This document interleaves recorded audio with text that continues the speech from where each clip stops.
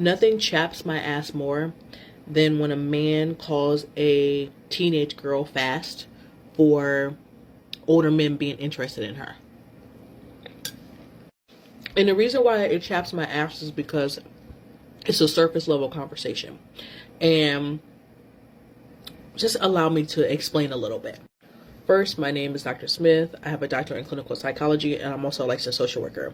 I work with children and families of all ages, but right now I'm specializing in early intervention, which is working with ages 0 to 6.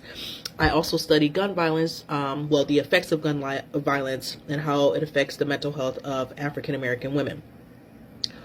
So, but let me go back to this specific story that came up the other day. A dude tried to tell me that little girls or teenage girls were fast because they wanted to date older men and went after them. So in my mind, I'm thinking, are they going after them or are they being groomed? And in response to that, he said, no, they're not being groomed. They're going after them. They're not innocent, is what he said. So then I thought to myself, like, how have you been working with kids, mentoring kids, and been in school systems, but you don't understand how child development works, and you don't understand systems that influence children's behaviors? But don't worry, I went in.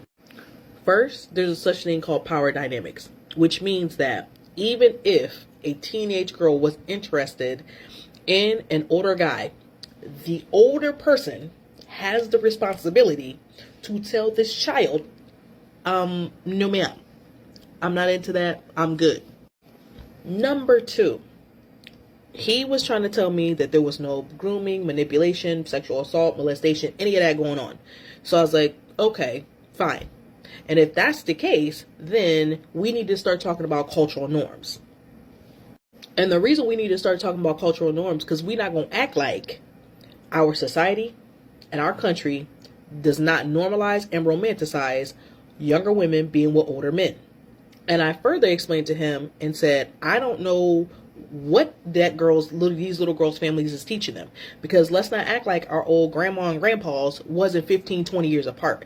I said, so even if she chose to engage in that behavior or go after older men, what is she being taught at home? And one of the ways I try to explain this when it comes to children's decisions or even the things that they talk about is, number 1, their development and impulsivity, but also with this. Pause to read.